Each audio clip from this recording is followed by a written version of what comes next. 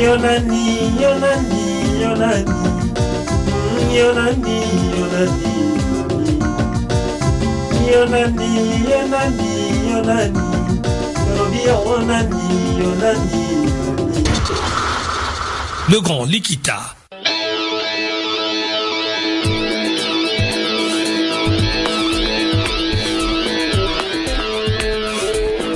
Dans le cadre des débats politiques de Radio Mangembo, le Grand Likita, je reçois ce samedi 9 juin 2012 Roland Mena et Moïse Mona Dela pour un débat sans tabou autour de l'opportunité de la tenue du sommet de la francophonie. À Kinshasa, l'un est contre, l'autre est pour sa délocalisation et ils seront mes invités ce samedi 9 juin en direct sur Mangembo FM. Le Grand Likita. Roland Mena est le président de la Pareco en Europe. Moïse Mona Dela, vice-ministre honoraire de l'information et le président de la commission francophonie de France acquise au changement au Congo-Kinshasa. Ils seront mes invités dans le Grand Likita ce samedi 9 juin 2012 à 15h. Le Grand Likita, le débat politique de Radio Mangembo en direct sur la 99.7 FM et sur www.mangembo-fm.com. Le Grand Likita.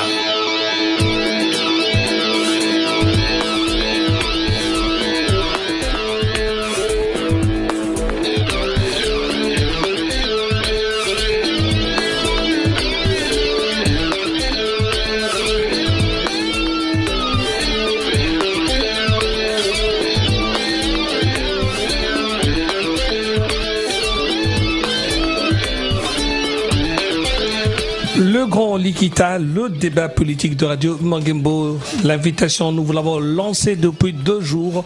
Nous consacrons cette réflexion sur la RDC.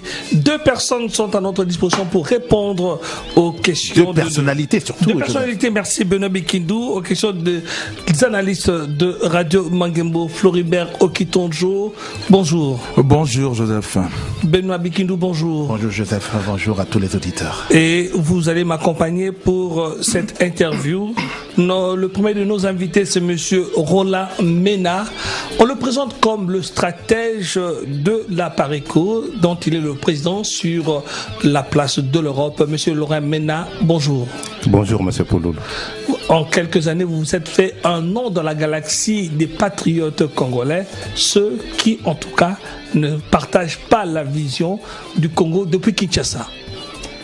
Oui, effectivement, cela fait quelque temps déjà que nous sommes en train de nous battre pour que les choses changent au Congo.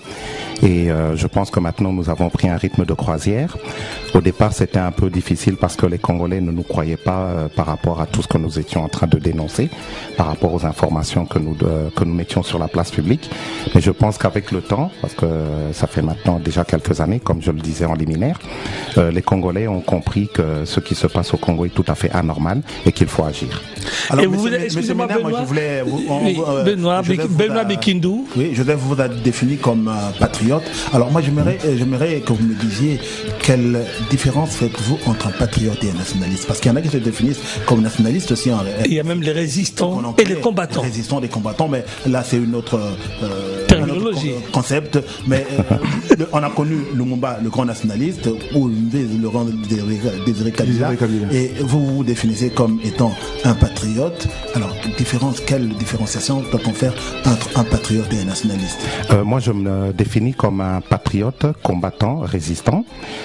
Mais il est vrai qu'il faut faire une différenciation, je pense, entre les combattants et les résistants. Mais je pense qu'on y arrivera plus tard. Mais pour répondre directement à votre question, je pense que la différence entre un patriote et un nationaliste, elle n'est pas vraiment, comment dirais-je, très importante pour la simple et bonne raison, que tous les deux mettent au centre de leurs préoccupations leur pays, leur nation, leur patrie. Hein. Et je pense que par contre, s'il fallait faire une différenciation, c'est que le nationaliste se limite exclusivement à son pays et évite de se retourner, de s'élargir vers l'extérieur, tandis qu'un patriote patriote, qui a aussi au centre de ses préoccupations sa patrie, son pays, sa nation, son peuple, l'ouvre à tout le monde et puis essaye justement de collaborer avec toutes les personnes qui pensent comme lui. La différence, je pense qu'elle se fait juste à ce niveau-là, mais les deux ont le souci de la patrie. Floribert.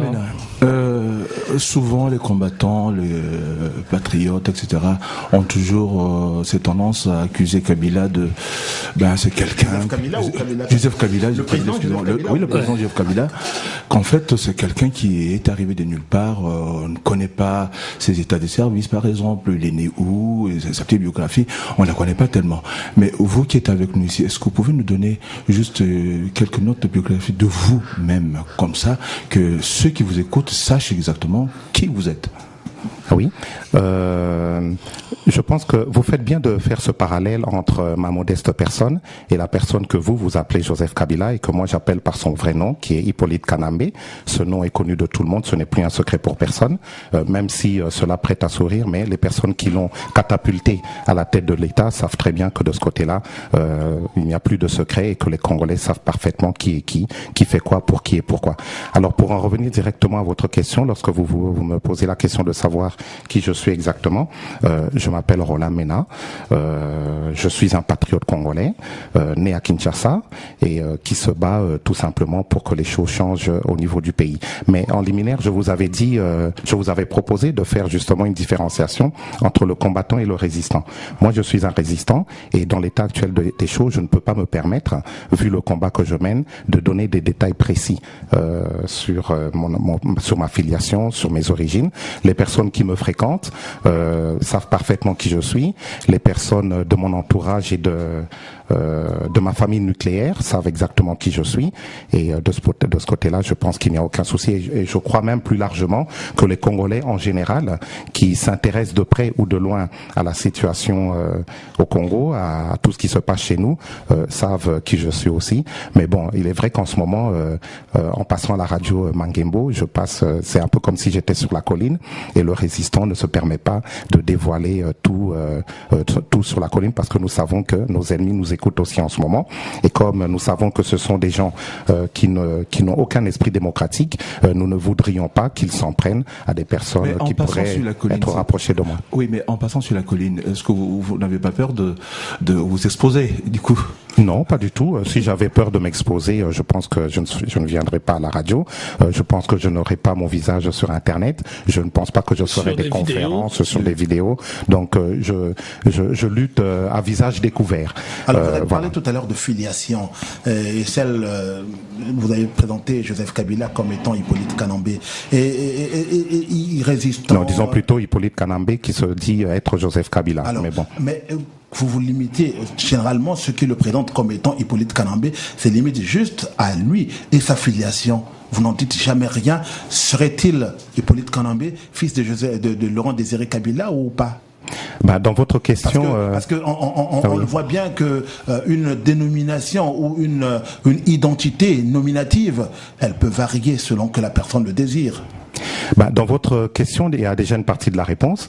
En tant que Congolais, si vous vous posez déjà la question de savoir qui est exactement le président de la République démocratique du Congo, c'est qu'il y a déjà un gros problème à la base. Imaginons que ici en France, là où nous résidons, que les Français se posent la question de savoir qui est François Hollande, Nicolas Sarkozy, qui est Nicolas Sarkozy, qui est Giscard d'Estaing, qui a été Pompidou, qui a été De Gaulle. Quand je dis imaginons, je pense plutôt que je devrais dire le contraire. Nous ne pouvons pas imaginer que les Français se posent cette question. Alors, parce qu'il y a un travail qui est fait à ce niveau. Alors, ce travail attendez, je termine juste. Oui. Ce travail n'a pas été fait au niveau de la République démocratique du Congo. Et c'est une anomalie que des Congolais, quels qu'ils soient, partout où qu'ils se trouvent, se posent la question de savoir qui est ce monsieur. Déjà, le fait de se poser la question, pour moi, est une grosse anomalie. Alors, monsieur Roland Mena, pour boucler sur cette première partie, vous vous êtes fait un nom récemment lorsque M. Paul Kagame est passé par Paris. Pourquoi vous en faites une cible de votre combat alors qu'il n'est pas congolais? Pourquoi je fais une cible de Monsieur Paul Kagame? Oui. Ben pour la simple et bonne raison, et ça tout le monde le sait, c'est qu'aujourd'hui, dans la région des Grands Lacs, et particulièrement dans notre pays, Paul Kagame a un rôle néfaste sur la République démocratique du Congo et sur ses populations. Les rapports sérieux sont là, les observateurs ont fait des analyses sérieuses. Je pense à des personnes comme Jean-Pierre Mbelou, je pense à des personnes comme Honoré Ngmanda, le leader de la PARECO, je pense à des personnes comme Fouele Diagitou, je pense à des personnes comme Marie-Thérèse Nana, Charles Onana, toutes ces personnes-là que nous lisons, que nous écoutons. Je pense au rapport de l'ONU, qui vient de confirmer tous ces propos. Voilà. Donc, il est évident que Paul Kagame a un rôle néfaste en République démocratique du Congo. Et lorsque vous prenez pour exemple justement le fait que il est venu à Paris. Voilà, lorsque vous prenez cela comme exemple, vous avez remarqué qu'il y a eu une grosse mobilisation des Congolais qui ont même bloqué le périphérique, qui ont bloqué le périphérique. Et moi, et vous étiez là. J'étais présent dans la salle de conférence au Cap, le centre d'affaires de la presse étrangère à Paris. J'ai assisté. Vous l'avez interpellé. J'ai assisté. Non, c'était pas lui directement, mais c'était ses ministres qui étaient au nombre de 6, à la conférence. Et non des moindres. Oui, il y avait 6 ministres et non des moindres. J'ai assisté à tout ce déballage mensonger sur tout ce qui se passe en République démocratique du Congo, et c'est ceux qui avaient fait ce déballage mensonger justement qui avait fait que je me lève et que je proteste. Bon, vous avez vu les images. Oui. J'ai été emmené Manu Militari en dehors de la salle, et là il y a eu une autre ceinture de sécurité de Rwandais qui sont venus prêter main forte à leurs compatriotes et qui m'ont passé à tabac, voilà. Oui, excusez-moi, j'ai l'impression que ce combat, c'est vrai, c'est un combat qui intéresse tout Congolais. Oui. Tout Congolais épris de paix et de la bonne gouvernance et de justice distributive, notamment. Mais est-ce que vous n'avez pas l'impression de lutter contre les épouvantails? Parce qu'au fait, tout le monde sait que si Kagame se permet de faire ce qu'il fait, ce qui a été dénoncé d'ailleurs par le rapport de l'ONU et même dans Human Rights Watch. Voilà, par exemple. Et tout le monde sait que s'il continue à le faire, c'est que il bénéficie d'un certain soutien quelque part, la communauté internationale entre guillemets. Ici, je me réfère à ce que disait mon jeune frère. Il me disait, grand frère, vous savez, si vous voyez une poule, plutôt un cancréla, s'amuser avec une poule, c'est que à côté il y a un arbre. Donc au cas où, il va monter dans l'arbre.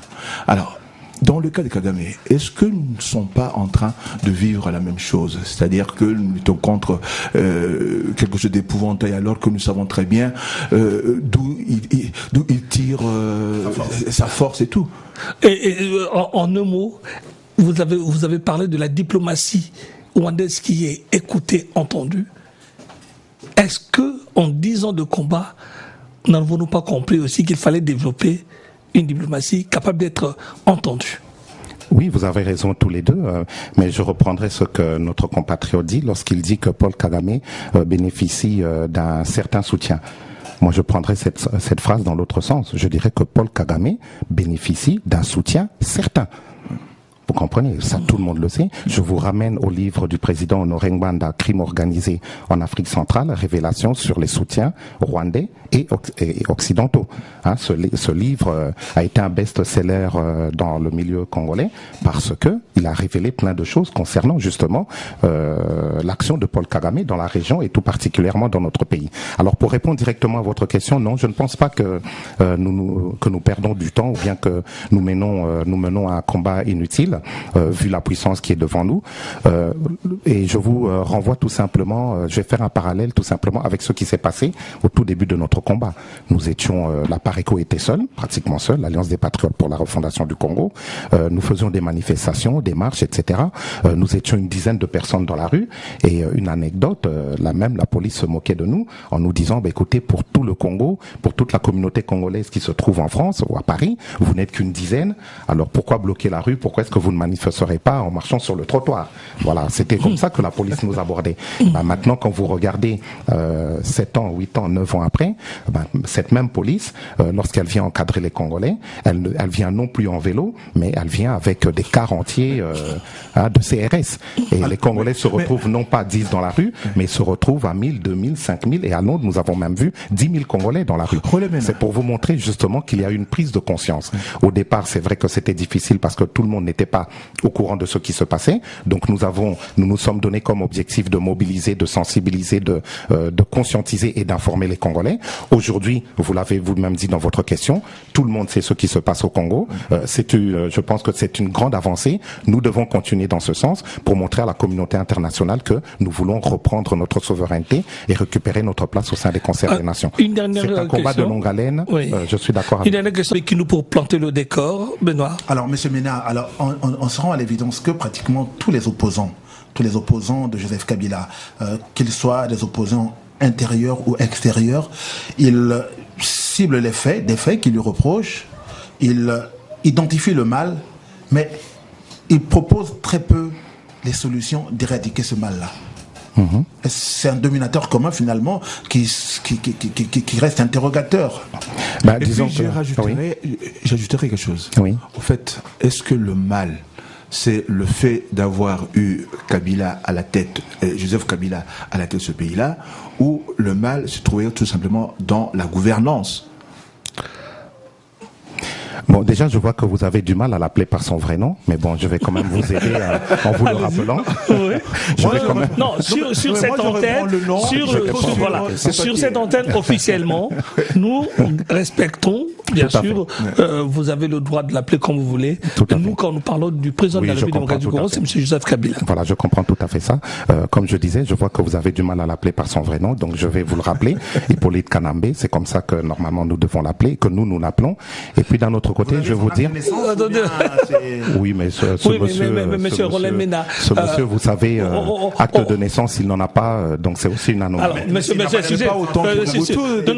monsieur Roland Mena, vous savez quand même, vous connaissez. Il était chauffeur. Non, mais ne sortons pas trop. Benoît, ne sortons pas trop de la question. La question est claire. Je suis d'accord avec vous. Donc je vais répondre directement à votre question. C'était juste un parallèle que nous faisions pour montrer justement que les Congolais ne sont plus dupes. Comme je vous l'avais dit en liminaire, nous savons exactement qui est qui. Voilà, tout simplement. C'était juste pour rapporter à ça. Répondant à la question. Répondant à la question, les Congolais nous entendent en ce moment. Ils savent très bien que de ce côté-là, il n'y a aucun souci. La question que vous me posez, déjà, permettez-moi de vous recadrer entre guillemets avec tout le respect que je vous dois. Nous ne nous considérons pas comme étant des opposants à Monsieur Hippolyte Kanambe, que vous appelez Joseph Kabila. Nous nous opposons au système qui a été installé au Congo, qui a été mis en place au Congo par des forces obscures étrangères qui se cachent au sein de la communauté internationale et qui mettent en place des plans qui sont bien connus et qui consistent à faciliter le pillage et l'annexion du Congo. Voilà, ça c'est clair, tout le monde le sait. Et dans cette bien sûr, entre autres. Et bien entendu, dans cette optique, nous savons que ces mêmes forces utilisent Monsieur Hippolyte Kanambe, alias Joseph Kabila, pour que nous soyons tous d'accord, comme un pion qu'ils ont mis à la tête de l'État et duquel ils font ce qu'ils veulent. Peuvent aussi utiliser. S'il vous plaît, laissez-le terminer parce que nous avons encore deux thèmes. Elles pourraient, mais elles ne le font pas. Elles utilisent ce monsieur-là et ce monsieur se sert de l'achat des consciences de nos compatriotes congolais pour en faire un mode de gouvernement. Et c'est pour ça que nous sommes en train de connaître les situations terribles qui aujourd'hui mettent à mal le Congo. Le combat. Alors, excusez-moi, on va passer au Benoît. On va y revenir, excusez-moi. Nous avons 3 thèmes et on va essayer d'avancer.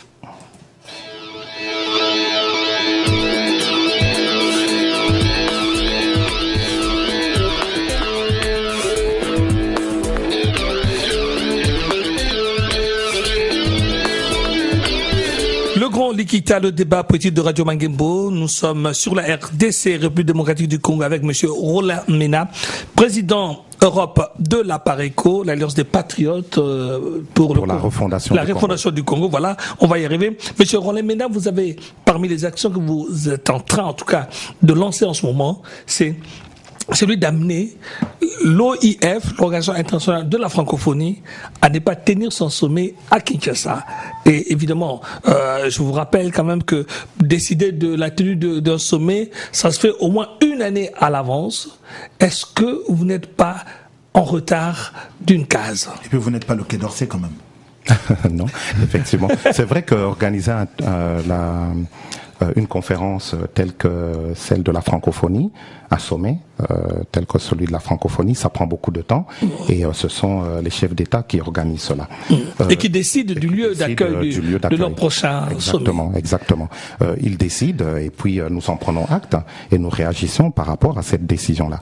Et nous avons remarqué une chose. Nous avons alerté le peuple congolais depuis belle lurette maintenant qu'en République démocratique du Congo, ce qui fait justement le sérieux de la francophonie, respect des droits de l'homme, utilisation de la langue française pour gérer, administrer correctement un État. Bonne gouvernance, etc. Tout cela n'est pas observé en République démocratique du Congo, où nous connaissons des viols horribles, des actes barbares contre les populations. Un processus électoral qui à deux reprises a été bâclé et a été comparé à une simple et bonne mascarade, et toutes sortes d'exactions contre nos populations, le fait que la souveraineté du peuple congolais n'ait pas été respectée, et le fait que lorsque le peuple congolais manifeste son mécontentement de façon pacifique et sans être armé, l'oppression est brutale et on met en face de ce peuple des chars de combat. Voilà. Alors, vu cet environnement, nous pensons que la tenue du sommet de la francophonie à Kinshasa serait une prime au crime au gouvernement en place, à monsieur Hippolyte Kanambe alias Joseph Kabila, serait une reconnaissance internationale de ce monsieur qui a été élu dans des conditions. Puisque les ambassadeurs ont été accrédités. Laissez-moi juste terminer mon propos, qui a été élu dans des conditions qui laissent à désirer par rapport à ce qui s'est passé notamment en France. Nous voyons qu'il n'y a pas de comparaison possible. Et lorsque vous parlez d'accréditation, je vous ferai tout simplement remarquer que lorsqu'il a prêté serment, aucun chef d'État ne s'est présenté à part M. Mugabe.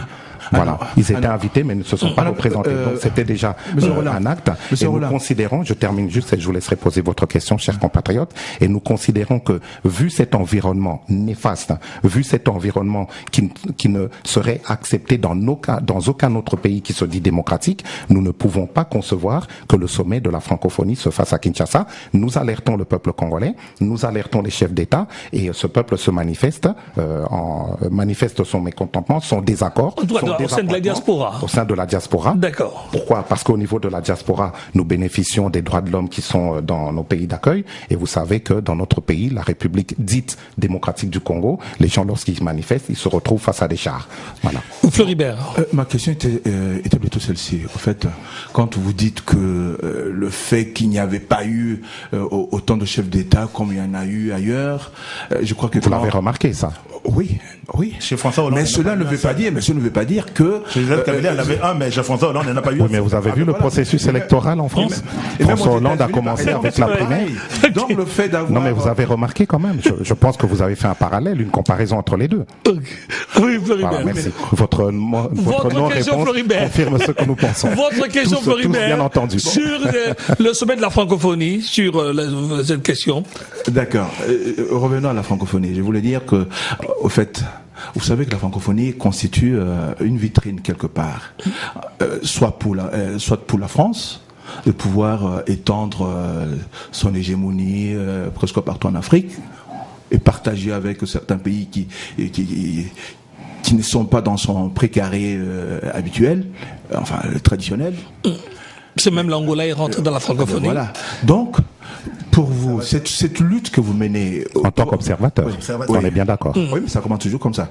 Bon, cette lutte que vous menez pour que la francophonie ne puisse pas se tenir, enfin le sommet de la francophonie ne puisse pas se tenir à Kinshasa, est-ce que vous ne trouvez pas que vous luttez contre vous-même quelque part? Donc vous empêchez à ce pays de pouvoir émerger quelque part, sortir de ce carcan où il est, mais quitte à vous par exemple, au lieu d'empêcher que ce sommet se tienne à Kinshasa, mais favorisez plutôt que ce sommet se tienne à Kinshasa et que vous puissiez manifester. Ou que la population localement puisse profiter justement de cette possibilité de manifester. Si vous entendez, eh ben, vous le voyez. Voilà. Alors, pourquoi n'êtes-vous pas allé dans le sens de demander à la francophonie que ce sommet se tienne, mais que, comme on le voit partout, même pour le G20, qu'il y ait des ONG, des intermondialistes qui puissent manifester sur place?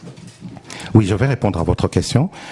Tout d'abord, mon cher compatriote, concernant la situation que traverse actuellement notre pays, la situation catastrophique, et c'est un euphémisme quand je m'exprime comme ça, je pense que tout le monde sait ce qui se passe au Congo. Hein, je vous l'ai dit en liminaire, les Congolais savent qui fait quoi, pour qui et pourquoi. Nous avons mis beaucoup de temps pour arriver à faire ce constat, mais aujourd'hui, ce n'est plus un secret pour personne, ce n'est plus un secret pour personne, ni pour vous, ni pour moi, ni pour les auditeurs qui nous écoutent actuellement. Effectivement, en République démocratique du Congo, il se passe des abominations, et le mot est léger. Et croyez-moi, les chefs d'État de la planète n'ont pas besoin de la francophonie pour se rendre compte qu'il se passe des abominations en République démocratique du Congo. Voilà, ils ont des rapports chaque jour, ils ont des ambassadeurs accrédités sur place, et ils savent ce qui se passe au Congo.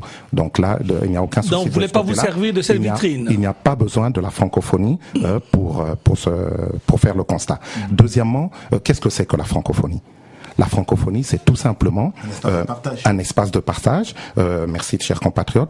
Ce sont des pays qui se mettent ensemble, et ces pays ont en commun l'utilisation de la langue française pour gérer, pour administrer leur pays, voilà, avec toutes les valeurs qu'incarne. Exactement.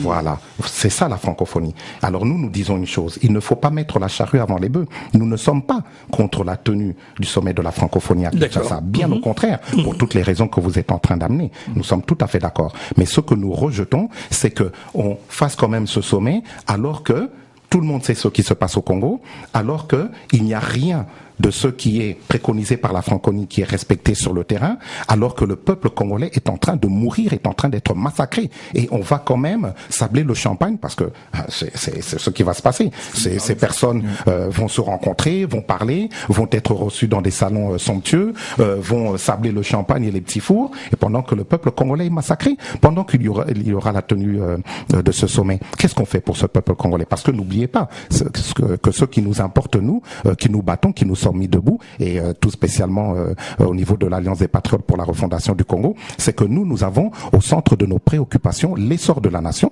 et le bien-être du peuple congolais. Je dis bien au centre de nos préoccupations. Alors comment pouvons-nous accepter que la tenue du sommet que le sommet de la francophonie se fasse à Kinshasa dans ces conditions-là? Nous disons oui, 3 fois oui à la tenue de ce sommet qui est une vitrine, comme l'avait dit notre compatriote, 3 fois oui, mais dans des conditions appropriées.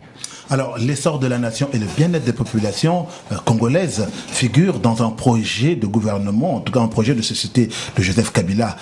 C'est la révolution de la modernité. En tout cas, il s'emploie, et aujourd'hui, la République démocratique du Congo est sur une transformation, on dirait peut-être radicale, parce que les choses sont en train de changer de ce qu'elles étaient hier. Alors, et cela est à mettre à l'actif de quoi? À l'actif d'une imposture ou à l'actif d'un changement et d'un idéal politique, celui de quelqu'un qui aime son pays et qui travaille pour le transformer? On ne comprend plus finalement, on ne comprend pas grand-chose. Est-ce qu'il faut être aveugle pour ne pas voir certaines transformations? Est-ce que c'est pas l'aveuglement politique qui fait que dans votre camp, vous ne voulez pas voir? Bien sûr, on ne dénie pas ce que vous évoquez à côté, une certaine absence de bonne gouvernance, mais on ne peut pas non plus être aveugle au changement. Vous savez, les auditeurs qui nous écoutent, lorsque vous parlez de révolution, de modernité, voilà, avant la révolution... C'est le discours, c'est le programme de Kabila comme candidat. Pour moi, ça, ce sont des slogans plus qu'autre chose, parce que avant ce slogan-là, il y avait les fameux 5 chantiers. Oui. D'accord. Les Congolais, vous savez, je l'ai dit, ne sont pas dupes, nous le savons. Ils vont sur place, ils vont au pays, ils nous parlent, ils reviennent. Ils font leur propre constat des faits. Ils ne se contentent pas de ce que la PARECO dit. La Pareco dit des choses, ils écoutent, mais eux, ils se rendent eux-mêmes sur le terrain. Et lorsqu'ils reviennent, c'est la désillusion totale. Tout ça, ce sont des slogans qui ne nous intéressent pas du tout, parce que nous n'avons pas besoin. Oui, bien sûr qu'il faut construire, bien sûr qu'il faut des changements. Mais lorsque ces changements, ces constructions sont faites, lorsque ces slogans sont tenus pour masquer ce qui se passe en réalité de l'autre côté de l'iceberg, comme on dit, je suis désolé. On ne peut pas accepter ce genre de choses-là. Excusez-moi. Contre un système ou contre un homme. Non, mais on va, voilà, justement, deux choses, excusez-moi. Il avait dit tout à l'heure que je pense que c'est un système. Excusez-moi. Parce que le système, on ne me dira pas que la Pareco a épulché les actes de naissance ou les filiations de tous ceux qui travaillent avec Joseph Kabila pour savoir qu'ils sont tous étrangers. Alors, est-ce que la Pareco lutte contre le système? Est-ce qu'on a besoin de faire ça? Non, mais monsieur Mena, on va compléter. On va compléter parce que pour boucler sur bien sûr. Mais est-ce qu'on peut boucler sur cette question du sommet de la francophonie? Oui. On a cru comprendre que vous n'êtes pas contre la tenue de ce sommet. Tout à fait. Mais vous voulez qu'il se tienne ailleurs.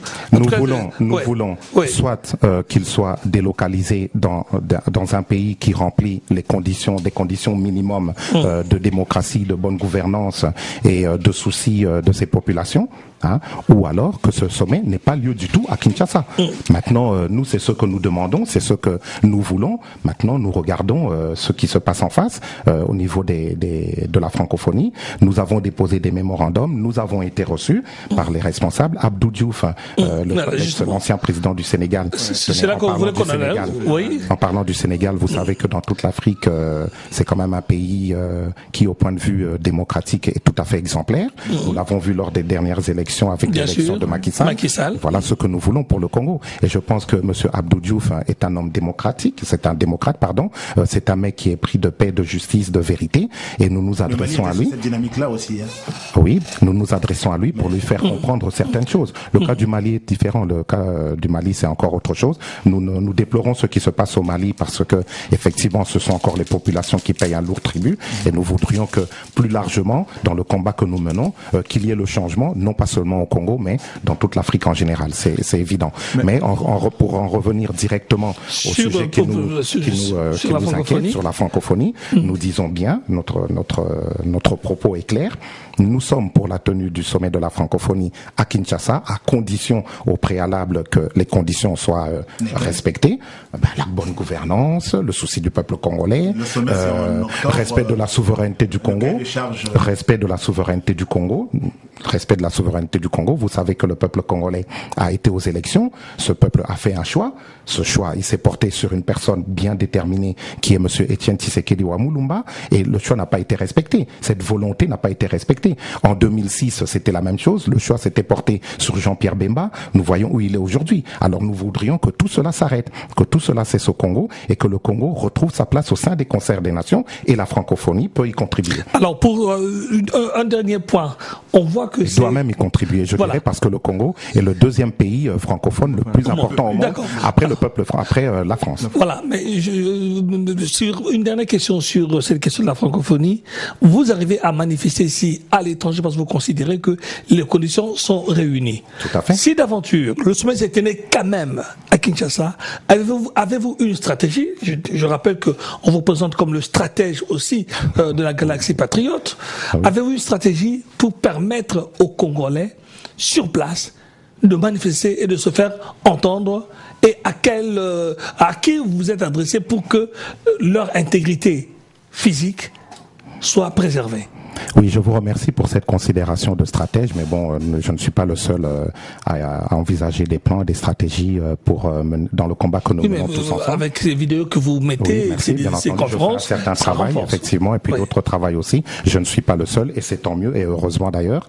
Et en ce qui concerne la stratégie, je vous l'ai dit en liminaire, n'oubliez pas que je suis un résistant. Je ne suis pas un combattant seulement, je suis un résistant, et on reviendra peut-être, je pense, sur cette différenciation entre le combattant et le résistant.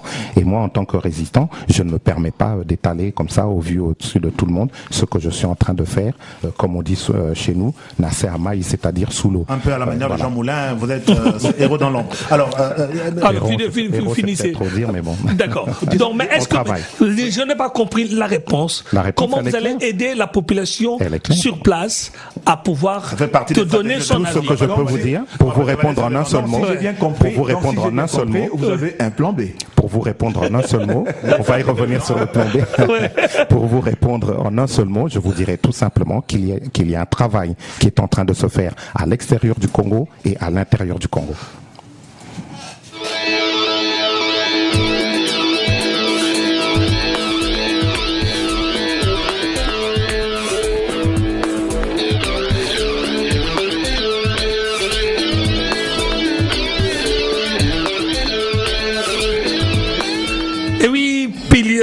C'est le grand Likita, le débat politique de Radio Mangembo. Nous sommes sur la RDC. Notre invité, c'est monsieur Roland Mena, président Europe de la Pareco. Et monsieur Roland Mena, nous avons évoqué la francophonie. Parmi les raisons qui, à votre avis, ne devraient pas permettre à ce sommet de se tenir au Congo, c'est la question de la rébellion, le ventre mou de la RDC, l'Est.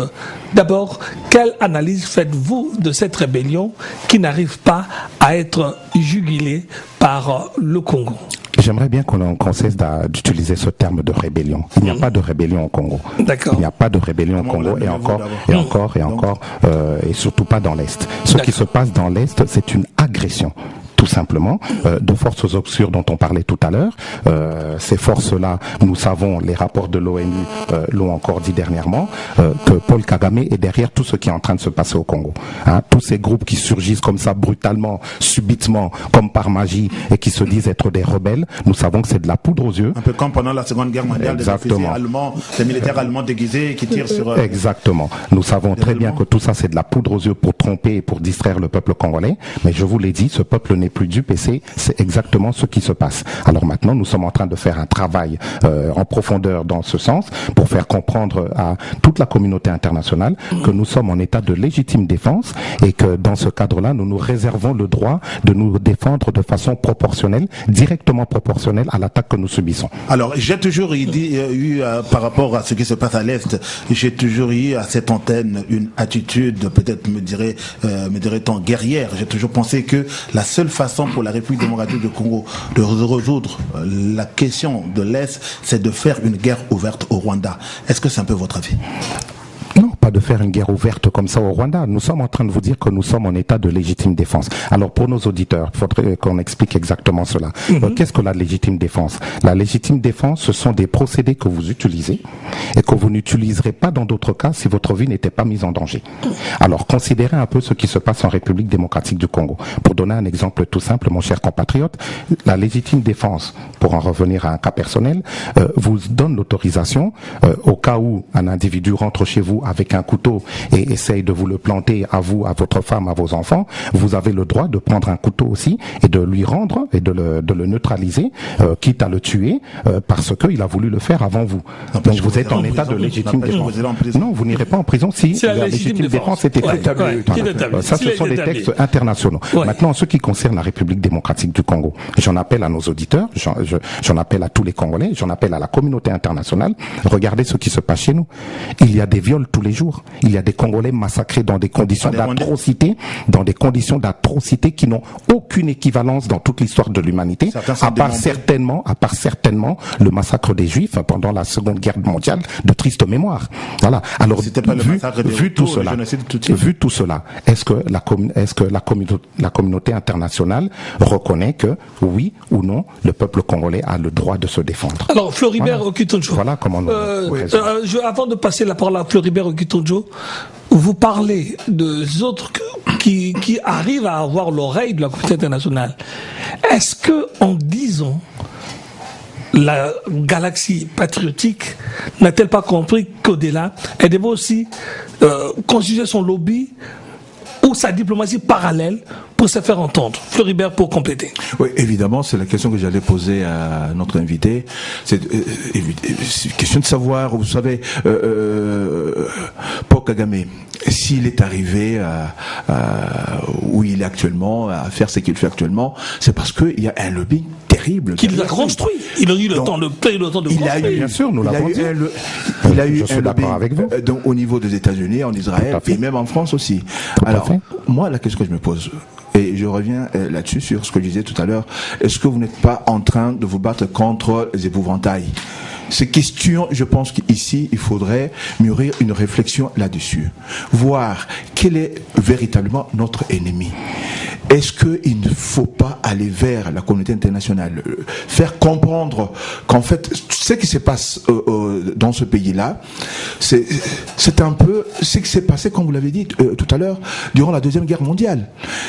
Qu'il faille maintenant trouver d'autres solutions. Parce qu'en fait, les multinationales qui sont aussi derrière tout ça, pour eux, ils ne voient que leurs intérêts. Oui, mais alors, qu'est-ce que nous pouvons faire? Ça veut dire, qu'est-ce que nous pouvons faire?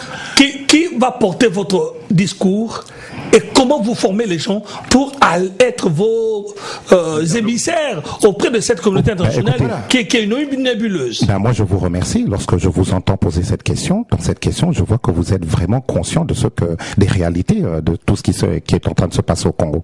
Je vois que vous savez tout ce qui est en train de se passer. Et pour moi, franchement, c'est une grande joie. Maintenant, vous avez cité dans votre question 3 pays, les USA, la France, Israël. Vous pouvez en rajouter d'autres. Vous pouvez rajouter la Belgique, l'Allemagne et la Grande-Bretagne et plein d'autres encore. Lorsque nous parlons de cette situation catastrophique que nous traversons. Mais la différence avec la Deuxième Guerre mondiale, c'est quoi? C'est que là, il y avait un pays, l'Allemagne en l'occurrence, qui voulait envahir tout le reste du monde. Or que là, maintenant, c'est le contraire. On peut dire que c'est tout le reste du monde. Qui veut envahir toute l'Afrique centrale. Je vous réponds. Maintenant, qu'est-ce qui est en train de se passer? Oui, je vous réponds. Maintenant, qu'est-ce qui est en train de se passer? Nous voyons que ce sont plusieurs pays, et non des moindres, qui se sont mis ensemble, pour envahir notre pays ou pour faire de telle sorte qu'ils puissent bénéficier des richesses du sol et du sous-sol congolais, sans en rendre compte au peuple congolais qui est le premier propriétaire de ces richesses. Et dans ce plan macabre qu'ils ont mis en place, ils utilisent les pays que vous venez de citer, mon cher compatriote, le Rwanda, le Burundi, l'Ouganda, qui sont en quelque sorte les hommes liges et qui sont le tampon entre cette communauté internationale et le Congo. Est-ce que vous avez... Pourquoi vous venez parler directement à votre question? Maintenant, pour répondre directement à votre question, qu'est-ce que nous faisons? Nous savons très bien, nous savons pertinemment que lorsque nous parlons de communauté internationale, c'est flou. C'est une nébuleuse. On ne sait pas qui exactement atteindre. Mais nous savons que la communauté internationale, c'est aussi c'est vaste.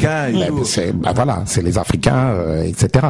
Mais nous savons tous qu'au sein de cette même communauté internationale, il y a des hommes, il y a des femmes, épris de paix, de justice, de liberté, qui ne sont pas d'accord du tout, qui ne sont pas d'accord du tout avec tout ce qui est en train de se passer en République démocratique du Congo. Mais ces gens-là, ils ne vont pas agir à notre place, ils ne vont pas se battre à notre place. C'est à nous d'abord de faire un travail. Ce travail, je vous l'ai dit, il est en train de se faire au Congo et à l'extérieur du Congo pour justement inciter ces forces politiques, militaires, économiques, médiatiques à comprendre, à saisir la désespérance du peuple congolais. Et je pense que ce travail, il commence à produire ses fruits. Vous parlez de la désespérance.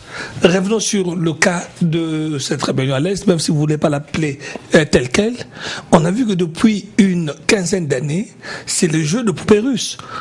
On a commencé, on a Diawamba, Azera Souberois, et chaque fois qu'on en élimine un, il y a un autre qui sort. On a l'impression que les autres ont compris qu'avec le Congo, il faut épuiser la résistance. Mais en face, on n'a rien à opposer. Vous savez, en parlant d'épuiser, nous, ce que nous sommes en train de faire au niveau de la résistance, c'est que nous sommes justement en train d'épuiser une chose. C'est toutes les voies légales qui nous permettent d'atteindre notre objectif. Nous épuisons toutes les voies légales. Est-ce que je peux comprendre que... Laissez-moi juste terminer. Nous épuisons...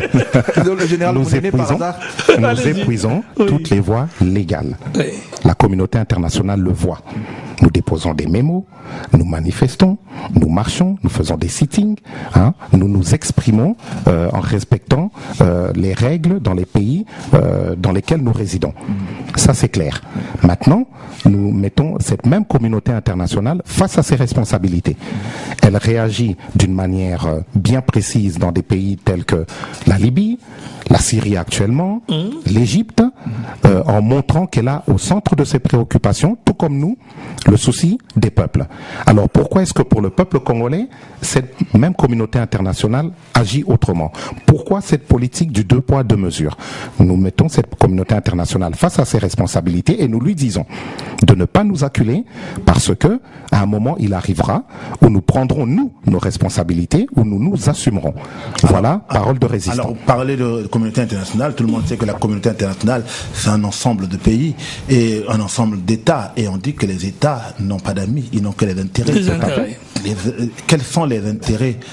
Comment vous garantissez les intérêts de ces États? Qu'est-ce que vous proposez? Qu'est-ce que vous proposez? Vous soulevez un sujet très important. Qu'est-ce que vous ne proposez pas? Vous soulevez un sujet très important. Nous en parlons aussi dans nos mémos, dans les différentes rencontres que nous tenons avec les responsables politiques, financiers, militaires et médiatiques. Nous leur faisons comprendre que le peuple congolais est un peuple pacifique. Nous leur faisons comprendre que le Congo est un pays immensément riche. Ils le savent. L'abbé Pierre avait même parlé, en concernant les richesses du Congo, de scandales géologiques. Il y a tout au Congo.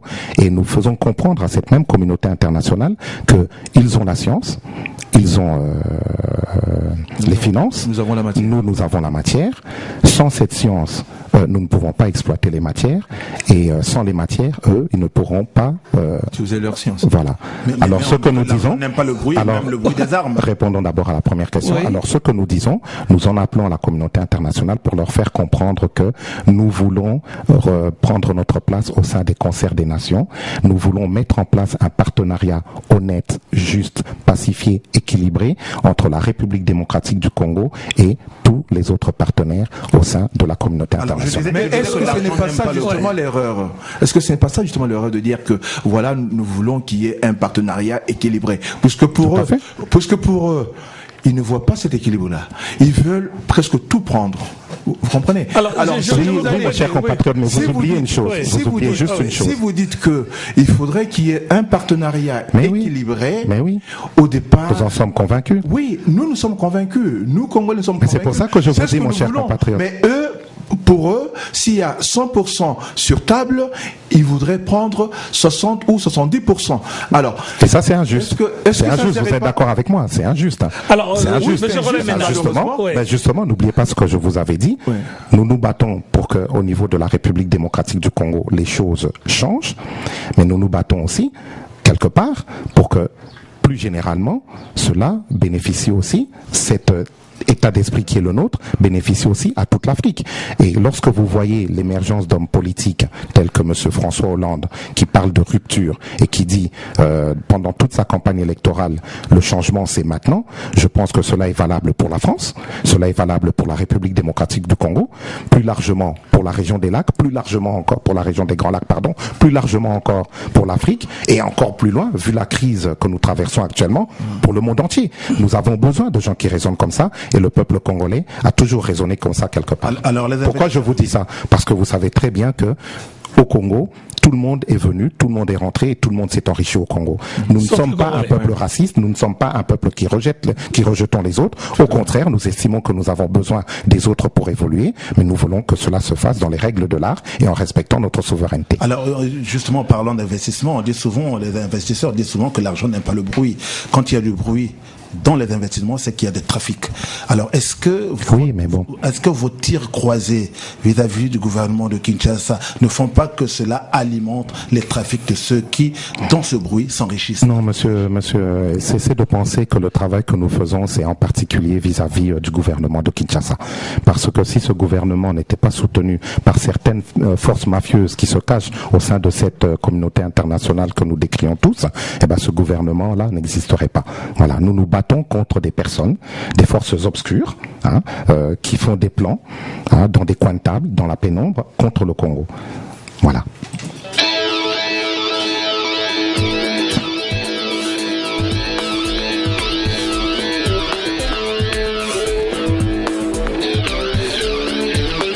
Voilà pour la dernière partie de ce grand Likita. Nous allons parler justement des combattants et de la diaspora.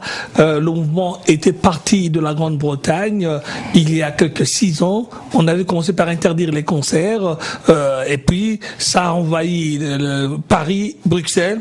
Aujourd'hui, c'est devenu votre cheval de bataille. Mais 6 ans après, pour prendre la Grande-Bretagne, 3 ans après Paris, quel impact cette fatwa, si je peux utiliser le terme, que vous avez lancé contre les artistes congolais a eu pour vous? De quel droit finalement cette fatwa? De quel droit? Parce que vous parlez de démocratie, n'est-ce pas aussi une façon aussi... Êtes-vous investi par le peuple congolais pour parler ensemble? Monsieur Roland Mena. Non, mais ce qui me fait rire, c'est les yeux avec lesquels il me regarde.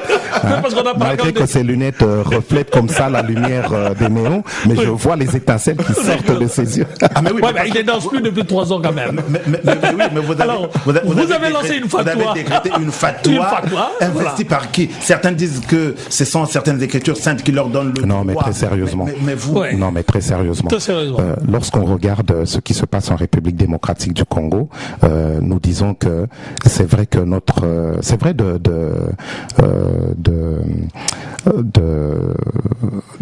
citer comme ça la communauté internationale, c'est vrai qu'elle a sa part de responsabilité dans ce qui nous arrive, mais ne soyons pas naïfs. Nous autres Congolais, nous avons notre part, notre propre part de responsabilité dans ce qui nous arrive. A donné le bâton pour se faire battre. Voilà, exactement. Donc maintenant, nous devons changer de mentalité. Et entre autres les artistes. Et pour changer de mentalité, justement, qu'est-ce qui amène un peuple à changer de mentalité? C'est son élite. Les artistes congolais font partie de l'élite congolaise dans le domaine artistique. Il faut écouter sa musique. Mais bien sûr, on est tout à fait d'accord avec cela. Font partie de notre élite. Et l'élite, c'est quoi? Mais c'est toutes ces personnes dans leur domaine respectif sur lesquels les oreilles et les yeux du peuple sont braqués. Alors, regardez un peu nos musiciens. Quand vous entendez un musicien, je n'aime pas rapporter les problèmes du Congo sur des noms de personnes, mais lorsque vous écoutez, on est obligé de le citer, un artiste de grande qualité comme Koffi Olomide, qui a porté très loin notre musique, avec d'autres, Franco, Taboulé et bien d'autres encore, qui vous dit exactement ceci.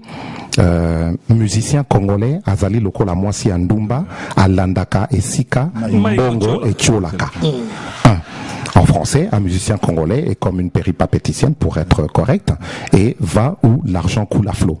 Voilà ce qu'il dit des musiciens. Mais les Congolais, ils entendent. Non, mais Koffi Olomide est une personnalité importante. C'est pas n'importe quel musicien chez nous. C'est la référence. C'est la référence quelque part. Hein. Et voilà, c'est clair. Ça. C'est que la fatwa, Laissez-moi juste terminer mon raisonnement.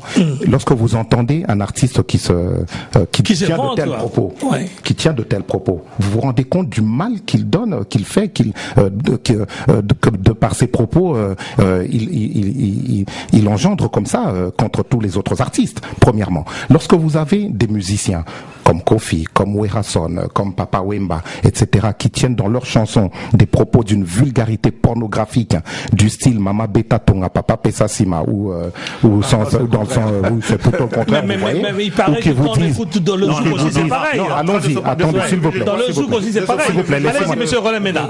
Terminons pour que vous compreniez. Terminons pour que vous compreniez pourquoi les combattants... Là, si vous manifestez, je serai parmi les...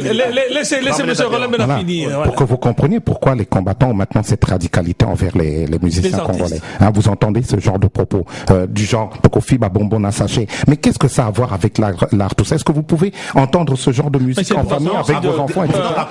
Et lorsque maintenant, laissez-moi terminer. Laissez-moi terminer. Et lorsque à côté vous assistez à un concert de tous ces artistes et que vous voyez nos sœurs qui sont pratiquement, excusez-moi la vulgarité, pratiquement à poil.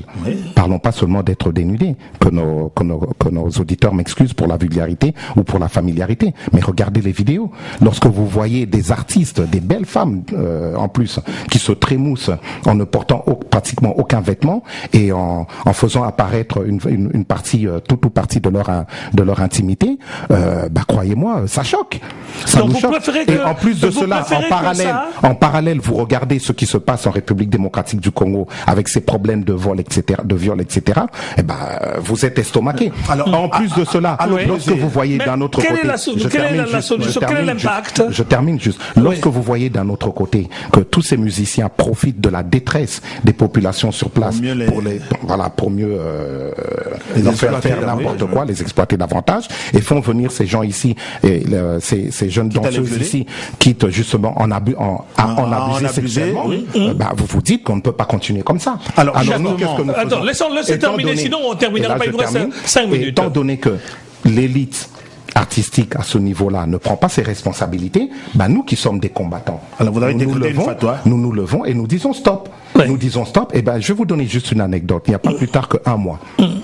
Je faisais mes courses parce que je voulais manger de la nourriture bien de chez nous à Château-Rouge.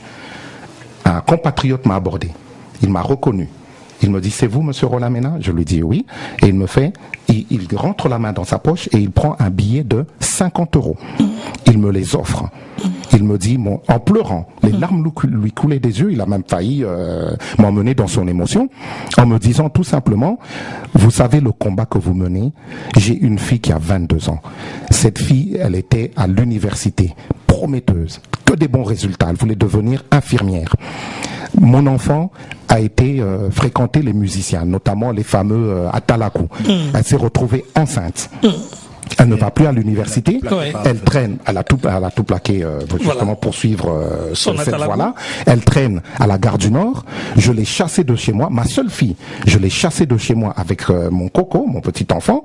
Et pas plus tard qu'une semaine, depuis qu'il n'y a plus de musiciens qui viennent en Europe, qui viennent à Paris, depuis qu'il n'y a plus de concerts, ma fille est revenue à la maison, elle s'est agenouillée devant son père et devant sa mère, elle m'a demandé pardon en pleurant, elle m'a demandé de l'aider à reprendre ses études. Aujourd'hui, elle a retrouvé une place et elle est devenue infirmière. Alors justement, vous croyez, quand j'entends cela, parce qu'il s'agit, je ne peux être que satisfait. 3 minutes pour la survie donc, et le devenir vous de la pensez jeunesse que congolaise. cette musique, elle était en train de faire sortir nos enfants d'ici du droit chemin? C'est pas qu'elle était en train de faire les enfants du droit chemin. C'est pas qu'elle était en train de faire sortir les enfants du droit chemin. Mais lorsque vous avez une musique qui promeut des antivaleurs et qui donne comme ça avantage à tout ce qui est dépravation, vous devez réagir. Alors justement, à l'opposé, par exemple, vous avez une minute chacun parce que justement, en tout cas, ce combat vu dans ce sens-là, c'est un combat noble parce que tout à fait. Mais maintenant, je ne mets pas tous les musiciens dans le même sac parce que dans ma famille, j'ai des musiciens. En tout cas, ne peut que le saluer. Pourtant, à l'opposé, il y a des musiciens. Tout à fait. Pratiquement philosophes qui tiennent compte de cet état des choses et qui veulent que ça change. Sont pénalisés. Je vais citer par exemple Félix Oisier, qui lui veut montrer à la jeunesse qu'elle a des atouts et qu'il faut qu'elle. J'aurais préféré que vous preniez un exemple comme Ray Lema ou des gens comme ça, plutôt que Félix Oisier, mais bon, c'est votre choix. Oui, mais ceux-là par exemple sont pratiquement dans la même fatwa aussi. Bon, Ray Lema, il est installé ici depuis d'autres, hein. Oui, vous avez Manu Dibango, ils sont installés ici. Vous savez Lokwa Kanza. Et ils ont une musique qui est beaucoup plus une musique d'école. Peut-être c'est un peu la trace de. Benoît, il nous reste une minute. Posez la question. Vous avez Niboma et autres, bien sûr, des musiciens. Posez la question. Bien sérieux pour reprendre. Quelle est la question? Alors, finalement, cette fatwa, elle ne fait pas d'exception. Pourtant, ces musiciens, les musiciens. Est-ce qu'il peut y avoir d'exception sur cette fatwa? Complétez votre question. Rapidement. Il complète comme ça, on finit parce qu'il nous reste 2 minutes. Donc voilà. Moi, je me pose la question de savoir, est-ce que ce que font les musiciens qui subissent maintenant votre fatwa, est-ce qu'ils ne sont pas en train de renvoyer tout juste l'image de notre société? Je le dis pourquoi. C'est ce qu'elle est devenue. Voilà. Alors, merci. Je le dis pourquoi. Oui. Parce que quand vous allez, par exemple, assister à des fêtes, vous voyez les gens bien pensantes qui sont contre ces antivaleurs, vous les voyez sur la piste en train de se trémousser sur le son là qu'on reproche. Amotakanampunda, comme ça. Monsieur Roland Mena, en 2 minutes, Roland Mena. Le reflet justement. Roland Mena, 2 minutes. D'abord, ce que j'aimerais vous dire, c'est que les combattants, ce sont des individus qui aiment leur pays profondément et qui aiment les Congolais. Les musiciens sont des Congolais. Nous aimons nos musiciens. Nous n'avons pas de problème personnel avec les musiciens, mais nous voulons leur faire comprendre qu'il y a une situation catastrophique au pays et que nous leur demandons, en tant qu'élite, je dis bien en tant qu'élite, de réagir en conséquence. De prendre leur part prendre leur part de responsabilité. Vecteur d'opinion, oui. Voilà. Merci, monsieur Roland Mena. Je rappelle que vous êtes le président de la Pareco en Europe. Pas décliner vos projets, vous, cette pente est ouverte. Pour ceux, passez-moi le DVD pour ceux qui veulent en savoir un peu plus sur la pensée de monsieur Roland Mena. Voilà, vous avez sorti un DVD volume 2 et 3 pour l'amour de mon pays, Natina Ya. Je peux en dire rapidement à deux. Voilà, ça c'est un DVD que nous avons mis à l'attention de tous les Congolais. Ceux qui voudront avoir ce DVD, je leur demande tout simplement de se mettre en contact avec la radio Mangembo. C'est un DVD que nous vendons 5 €, double DVD. Ces 5 € nous permettent, voilà, carrément cassé. Ces 5 € nous permettent de refaire d'autres DVD et d'aider autant que faire se peut ceux qui sont en souffrance dans notre pays. Diffuser le message, voilà. Et c'est un DVD de mobilisation, de sensibilisation, d'information et de conscientisation. Ça ressemble un peu à la Merci d'avoir été avec nous, monsieur Roland Mena, et merci encore une fois. Merci beaucoup.